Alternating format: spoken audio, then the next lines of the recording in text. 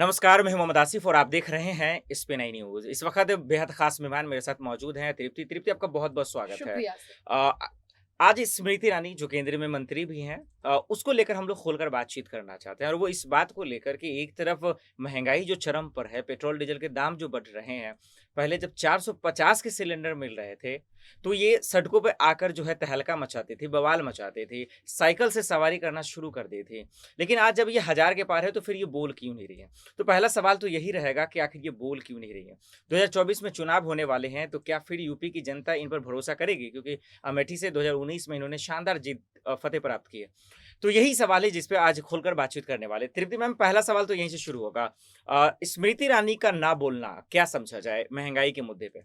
देखिए सिंपल सी बात है आसिफ की स्मृति ईरानी जो है हुँ, शिक्षा को लेकर सबसे ज्यादा बात करती है, महिलाओं की विकास को लेकर बात करती है, हाँ, अपने डिपार्टमेंट को संभालने में सबसे ज्यादा आगे रही है। लेकिन हाँ, केंद्र में है, बिल्कुल आपका कहना सही है कि हाँ, शिक्षा अपने डिपार्टमेंट के अलावा केंद्र में वो है, तो उनकी जिम्मेदारी देश भर की उन समस्याओं पर बात करना है जो कि हाँ, जनता के लिए सबसे ज्यादा परेशानी का कारण है। और सब जानते हैं कि भारत देश में वाकई में आर्थिक तंगी और महंगाई की वजह से आर्थिक तंगी में सबसे ज्यादा बढ़ावा होगा, और हाँ, डॉलर में जिस तरह से वृद्धि ये आई है, इससे कहीं हाँ, ना कहीं रुपया का गिरना हाँ, मुश्किलें खड़े कर रहा है आम लोगों के लिए। हाँ, महंगाई का मुद्दा आपने उठाया है, हाँ, तो देखिए आसिफ स्मृति ईरानी क्यों नहीं आवाज उठाती है हाँ, और कितने विपक्ष उठा रहे हैं आवाज। हाँ, सीधा मैं कहना चाहूंगी कि स्मृति ईरानी आवाज हाँ, उठाएंगी वो सही होगा, या फिर समस्या के निवारण के बारे में काम करेंगी वो सही होगा। हाँ, आवाज उठाने का काम विपक्ष का है, हाँ, स्मृति ईरानी केंद्र में है, वो हाँ, इस समस्या का निवारण के लिए वो ठीक। मीटिंग करेंगी, वो बात करेंगी, हाँ, समस्या के बारे में जनता से जाकर वो हाँ, इसके बारे में बात करेंगी। वो हाँ, आवाज क्यों उठाएंगी? वो उन्हें हाँ, भी पता है कि क्या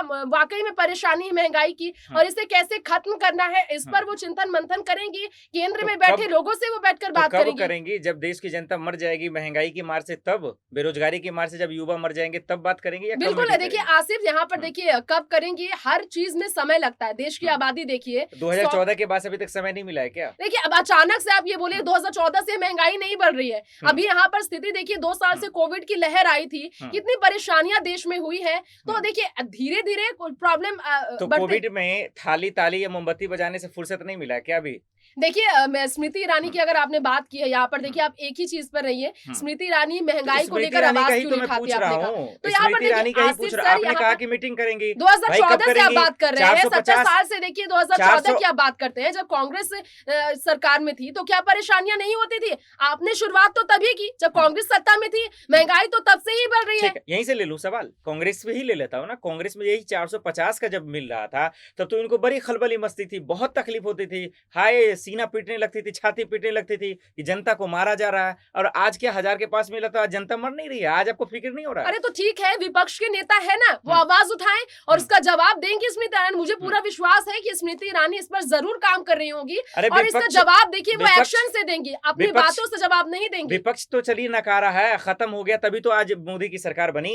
खुद की ज़िम्मेदारी क्या कहती? इसी के भाव पे ना आए थे कि मैं पेट्रोल डीजल के दाम कम कर दूँगी, महँगाई कम करूँगी। तो फिर कर क्यों नहीं रही हैं? ज़िम्मेदारियों से क्यों भाग रही हैं? बिल्कुल देखिए हुँ, आसिफ आपका कहना है कि कर क्यों नहीं रही हैं, तो देखिए बिल्कुल जब वो करेंगी तभी हुँ, उनका काम ही बोलेगा, जनता भी यही कहती है। हुँ, लेकिन जनता का विश्वास अगर बीजेपी सरकार पर है, हुँ, जैसा कि आपने ही कहा कि वो किस तरह से हुँ, कांग्रेस पार्टी सत्ता से हट गई, सबको पता था। तो देखिए स्मृति ईरानी भी अच्छी तरह से इस बात से वाकिफ है कि अगर हुँ, वो काम नहीं करेंगी, हुँ, अपने काम से जवाब नहीं देंगी, हुँ, तो जनता उन्हें जवाब देगी। 2024 का चुनाव है, नतीजा उनके विपरीत आएगा। ठीक है। लेकिन उससे पहले उनके पास समय है और मुझे पूरी उम्मीद है कि हुँ, स्मृति ईरानी अपने काम से जवाब देंगी, हुँ, सवाल नहीं करेंगी और ना ही जनता के बीच सिर्फ और सिर्फ सांत्वना लोगों से जताएगी कि बहुत हाँ, बढ़ गई है और हाँ। वाकई करना चाहिए, क्योंकि करना है तो केंद्र में बैठकर बाकी मंत्रियों के साथ बैठकर इस पर काम करेंगी। तो वही तो सवाल है, कब? जब चुनाव आ जाएँगे तब। चुनाव से पहले आप 5 से 10 रुपए पेट्रोल डीजल के दाम कम कर देते हैं जब यूपी में चुनाव होता है। फिर उसके बाद आप 20 रुपए 30 रुपए बढ़ा देते हैं। ये आसिफ सर खेल आपने क्या चल रहा है? देखिए स्मृति आप बोलते हैं हुँ, कि महंगाई का इतना दौर चलता है, ये हुँ, बढ़ता जाता है।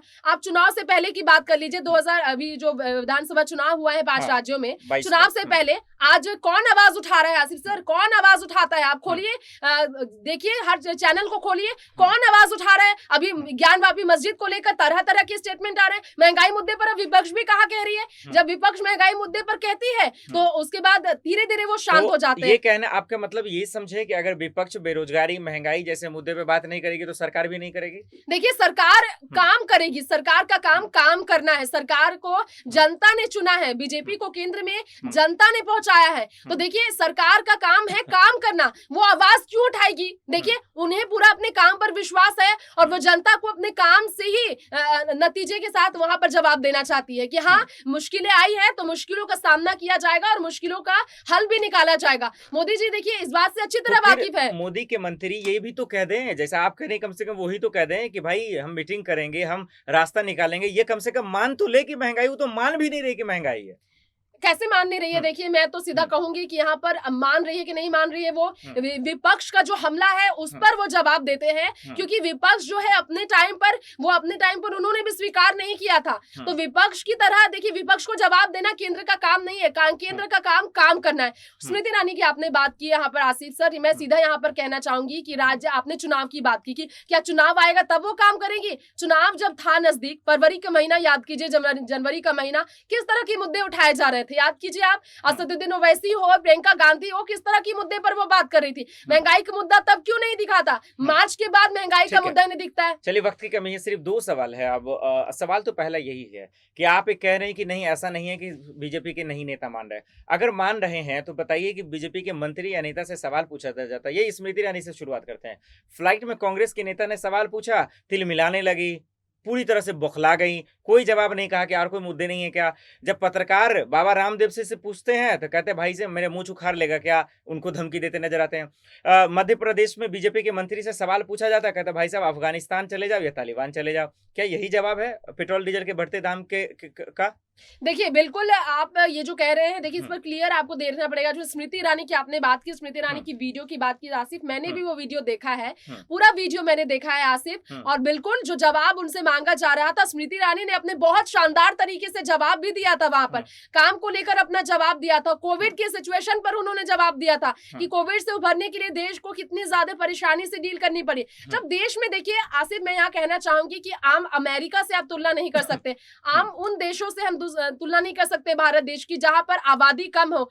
देखिए देश की आबादी सैकड़ों करोड़ों पार है, और ऐसे में आप किसी भी छोटी परेशानी हो या फिर बहुत बड़ी परेशानी, उससे निकलने में समय लगता है। और मुझे पूरा विश्वास है कि चुनाव बहुत दूर है अभी 2024 का, और उससे पहले स्मृति ईरानी, मुझे पूरा विश्वास है कि केंद्र में रहकर इस समस्या से भी भारत देश को निकालेगी, क्योंकि पूरी तरह से देखिए समय लगता है, मेरा यही कहना है, क्योंकि देश में परेशानी पूरे हिंदुस्तान की परेशानी, किसी एक राज्य की परेशानी नहीं है कि एक ऑर्डर किए और समस्या का हल निकल जाएगा। चलिए एक आखिरी सवाल की रुख कर रहे हैं कि अगर चलिए टाइम नहीं, 8 साल उनके लिए टाइम ज्यादा नहीं मिला और चाहिए 5 साल, यही कह रहे हैं आप, तो 2024 में क्या होगा? चलिए 19 में तो जीत गई थी, लोगों को बेवकूफ बना के, मूर्ख बना के, कि सपने दिखा दें कि यूपी को बदल देंगे, तरक्की हो जाएगा, लेकिन आज वही फिर लोग जो है अत्याचार झेल रहे हैं। जनता, यूपी की जनता क्या जवाब देगी? क्या साथ देगी या फिर वाकई में महंगाई या बेरोजगारी के चोट का असर पड़ेगा स्मृति ईरानी को? देखिए यूपी की अगर बात की जाए, यहाँ पर अमेठी की बात की जाए आसिफ सर, तो देखिए स्मृति ईरानी को जनता का जवाब जो होगा, पहले 2023 में तो 2019 में तो सबके सामने था ही, 2024 की अगर बात की जाए तो देखिए अभी तक बीजेपी के विरोध में जब तक जनता की आवाज नहीं उठी है, तो मेरा कहना तो सीधा साफ है, जनता, देखिए विपक्ष जरूर आवाज उठा रही है, लेकिन विपक्ष को ये बात करना पड़ेगा, आंकड़े के आधार पर बात करना पड़ेगा कि किस तरह से महंगाई बढ़ी है, महंगाई का दर किस तरह से बढ़ा है और कितना इस पर काम हो रहा है। और स्मृति ईरानी अभी तक देखिए जब शिक्षा को लेकर उन्होंने इतनी ज्यादा बात की और इसके बल पर उन्होंने शिक्षा मंत्री बनने के बाद उन्होंने काम किया और जनता का विश्वास जीता है, तो मुझे पूरी तरह से उम्मीद है कि स्मृति ईरानी जनता का विश्वास नहीं तोड़ेंगी, क्योंकि उन्होंने पहले हार का भी सामना किया था। हार का सामना करने के बावजूद उसी जगह से, अमेठी से उन्होंने चुनाव लड़ा और काम किया जनता के बीच जाकर, और तब उन्हें जनता ने स्वीकार किया। तो इतनी मुश्किलों के बाद जनता का साथ उन्हें मिला है, तो इस जनता का साथ वो नहीं खोएंगी और इसके लिए वो काम करेंगी। पूरा विश्वास है कि स्मृति ईरानी दोबारा 2024 में भी लौटेंगी। 2024 में भी फिर से एक बार मोदी की सरकार ही बनेगी, और ये नई भारत में बहुत अच्छी बात है कि बेरोजगारी, महंगाई और तमाम जो ऐसे मुद्दे हैं, विपक्ष अगर नहीं करेगी तो तृप्ति का तो साफ यही कहना है कि फिर बिल्कुल सरकार क्यों आसिफ, बात करे। आप हमारी बातों को बहुत बहुत गलत शुक्रिया, बहुत बहुत शुक्रिया। वक्त की कमी माफी चाह रहा है, अगले डिबेट में फिर बात करेंगे। फिलहाल के लिए इतना ही, बाकी खबरों के लिए देखते रहें SPN न्यूज़। नमस्कार।